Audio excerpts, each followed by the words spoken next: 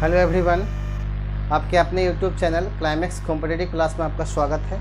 मैं आज आप लोगों के सामने फिजिक्स लेकर आया हूं और फिजिक्स में न्यूमेरिकल्स आप लोगों का क्लास रेगुलर चल रहा है। कल के क्लास में मैं आप लोगों को फिजिक्स से संबंधित, गुरुत्वाकर्षण से संबंधित मैं आप लोग को 5 या 6 न्यूमेरिकल्स बताए हैं। अगर वैसे स्टूडेंट्स जो नहीं देखे हैं तो प्लीज़ देखने का प्रयास कीजिएगा, और वैसे स्टूडेंट जो नए इस चैनल से जुड़े हैं तो प्लीज़ इस चैनल को सब्सक्राइब कीजिएगा।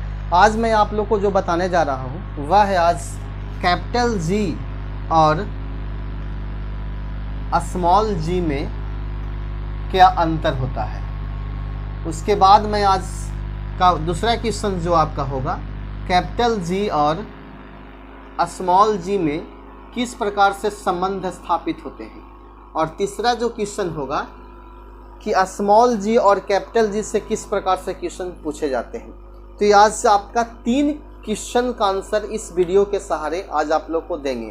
तो प्लीज़ आप इस वीडियो को प्रारंभ से लेकर अंत तक देखिए और देखने का खूब एंजॉय कीजिए, क्योंकि ऐसा क्वेश्चन आप लोग को बहुत इम्पोर्टेंट्स होता है। और जो ऐसे स्टूडेंट जो बिहार पुलिस या रेलवे का NTPC स्पेशल का तैयारी कर रहे हैं तो इस चैनल के सहारे आप तैयारी कर सकते हैं, क्योंकि ऐसा क्वेश्चन से एग्जाम में GS पेपर में हमेशा पूछे जाते हैं। आप लोग देखते होंगे कि मैथ से रीजनिंग बनाते हैं लेकिन GS में आप साइंस के GS में फंस जाते हैं, क्योंकि आज का एग्ज़ाम जो है से मॉडर्न एग्ज़ाम होता है। उसमें ज़्यादातर GS में साइंस पूछा जाता है और साइंस में ही न्यूमेरिकल्स। तो न्यूमेरिकल्स आप कब बनाते हैं? जब आपका बेसिकली क्लियर होता है तब बनाते हैं, ठीक है।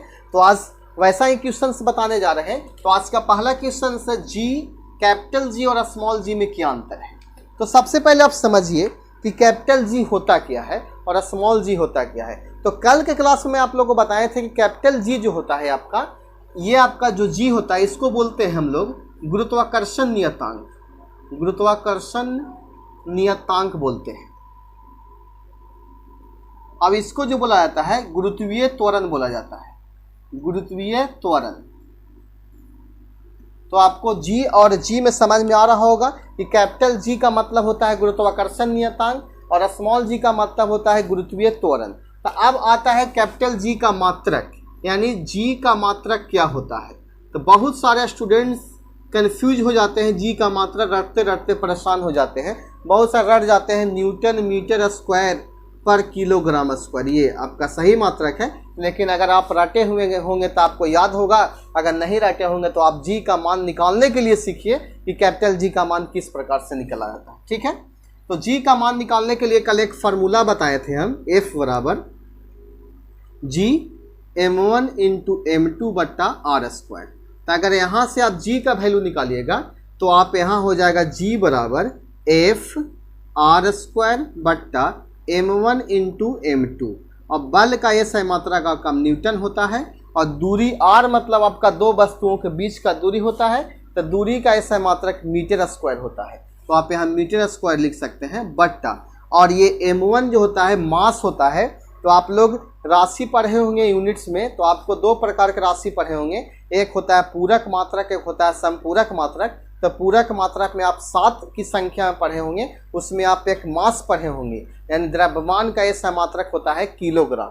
तो यहाँ आपका किलोग्राम हो जाएगा, ये भी आपका किलोग्राम हो जाएगा।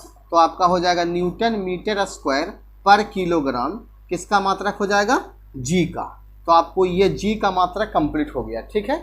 अब आता है इसका मात्रक क्या होता है जी का। तो जी जो होता है एक प्रकार का त्वरण होता है। तो त्वरण बराबर फार्मूला होता है वेग में परिवर्तन की दर को त्वरण कहा जाता है, अर्थात वेग बटा समय।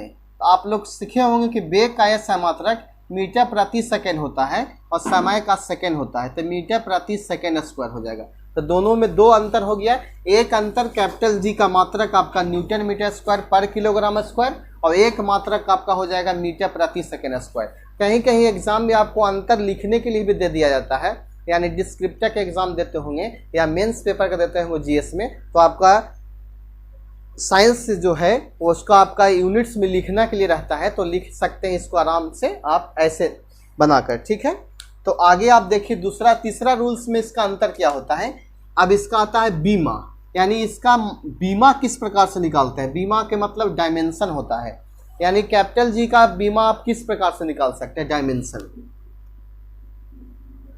तो देखिए डायमेंशन निकालने के लिए आपको मात्रक को पढ़ना पड़ेगा, क्योंकि मात्रक पर ही डायमेंशन डिपेंड करता है। जैसे न्यूटन जो दिया गया है बल का है, तो बल का होता है m/L/T-2, और मीटर जो होता है लेंथ, तो L² हो जाएगा, और बट्टा आपका हो जाएगा किलोग्राम है, तो यहाँ m⁻² हो जाएगा।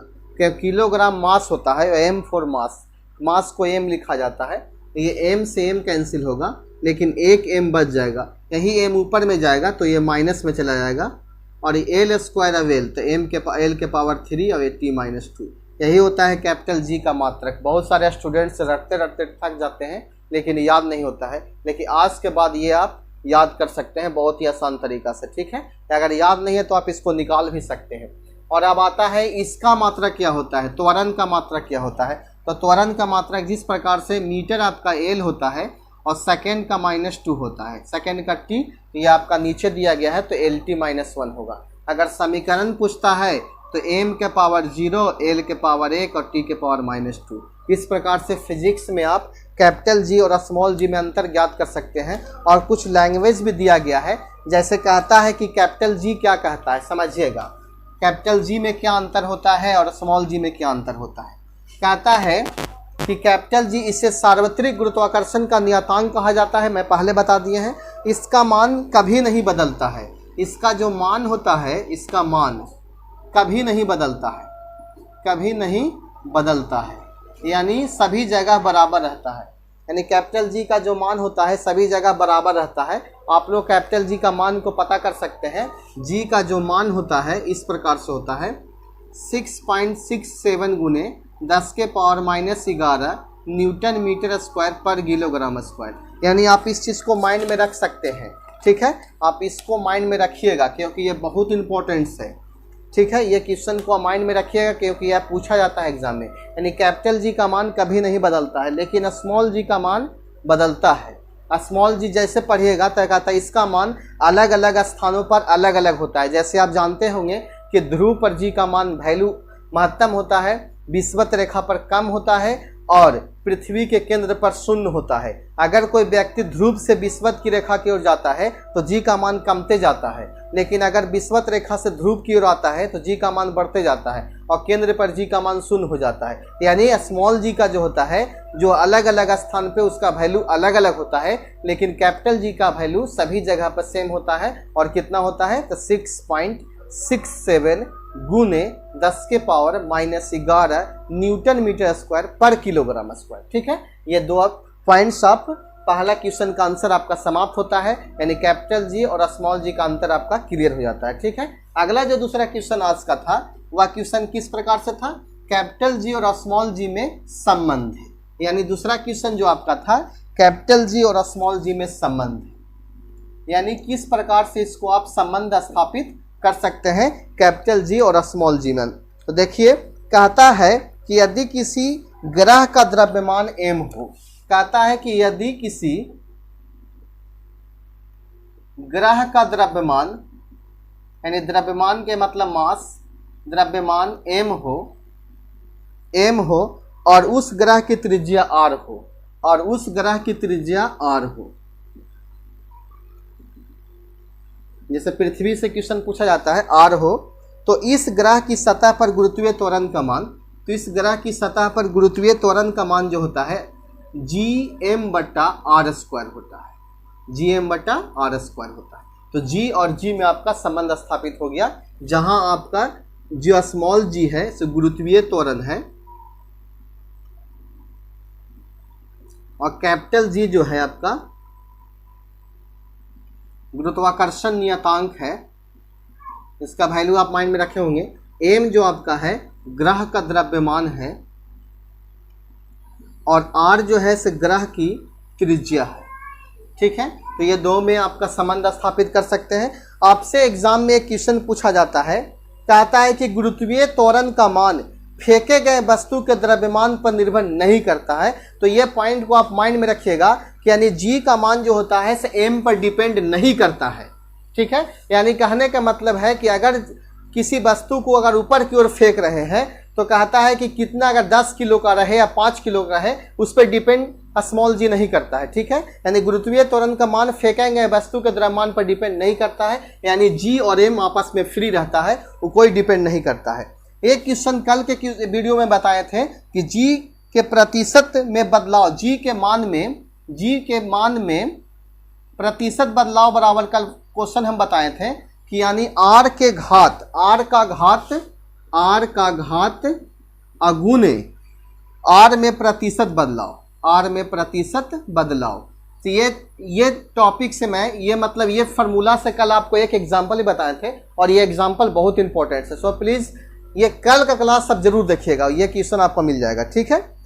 कहता है एक क्वेश्चन आपका है न्यूमेरिकल्स टाइप पे, देखिए किस प्रकार से है। यानी तीसरा क्वेश्चन जो आपसे दिया गया था, इसको यूज किस प्रकार से होता है, यानी इस फार्मूला को आप यूज किस प्रकार से कर सकते हैं। जैसे देखिएगा, इसका एक न्यूमेरिकल्स है, वह न्यूमेरिकल इस प्रकार से है। पहले क्वेश्चन को देखिए, कहता है पृथ्वी की सतह, क्वेश्चन देखिए इसका न्यूमेरिकल किस प्रकार से पूछा गया है। सबसे पहले क्वेश्चन को पढ़िएगा। कहता है कि पृथ्वी की सतह पर खड़े 500 किलोग्राम के व्यक्ति है। मान लिया जाए कि ये पृथ्वी है, तो पृथ्वी आपका एक प्रकार का ग्रह है, इस पर एक व्यक्ति खड़ा है 500 किलोग्राम का, तो 500 केजी का व्यक्ति खड़ा है, तो ये आपका हो जाएगा m1। और उस व्यक्ति पर पृथ्वी कितना गुरुत्वाकर्षण बल लगाएगी, यानी पृथ्वी जो है उस व्यक्ति पर कितना गुरुत्वाकर्षण बल लगाएगी, ताकि पृथ्वी, और जबकि पृथ्वी का द्रव्यमान जो दिया गया है m बराबर 6 गुने 10 के पावर 24 दिया गया है, और पृथ्वी का जो त्रिज्या दिया गया है कैपिटल आर बराबर 6 गुने 10 के पावर 6 है, और कैपिटल जी का मान 6 गुने 10 के पावर -11 न्यूटन मीटर स्क्वायर पर किलोग्राम स्क्वायर दिया गया है।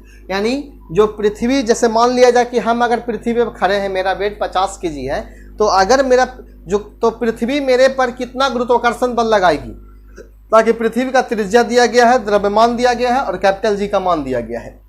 तो गुरुत्वाकर्षण बल का फॉर्मूला आप जानते होंगे, F बराबर Gm1 इंटू m2/r² होता है, और G का वैल्यू आपका दिया गया है 6 गुने 10 के पावर -11 गुने m1 का मान 50 किलो, m2 का मान 6 गुने 10 के पावर 24 हो जाएगा, और बट्टा r²। तो r का वैल्यू दिया गया है 6 गुने 10 के पावर 6 और 6 गुने 10 के पावर 6। उसके बाद क्या कह रहा है, 6 से 6 कैंसिल और 6 से 6 कैंसिल, 6 और 6 आपका 12 हो जाएगा, तो 24 में से 12 जाएगा तो आपके पास 12 बच जाएगा। तो ये आपके पास 50 गुना 10 के पावर प्लस में 12 है और गुना में 10 के पावर माइनस में 11 है। तो आप मैथ्स में घात और घातांक पढ़े होंगे, तो गुना पावर को जोड़ दिया जाता है, तो ये प्लस में ये माइनस में है तो घट जाएगा पावर, तो 12 में से एक जाएगा तो सिर्फ 10 बचेगा, 10 के पावर 1, तो 500 न्यूटन जो होगा आपका आंसर होगा। यानी कितना गुरुत्वाकर्षण बल लगाएगी, तो 500 न्यूटन लगाएगी। तो ये क्वेश्चन आपको समझ में आया होगा, मैं ऐसा उम्मीद रखता हूँ। अगर नहीं समझ में आएगा तो कमेंट बॉक्स में लिखिएगा। अगर ये वीडियो आप लोग को अच्छा लगता है तो इस वीडियो को लाइक कीजिएगा, और वैसे स्टूडेंट्स जो इस चैनल से नए जुड़े हैं तो प्लीज़ सब्सक्राइब कीजिएगा। धन्यवाद।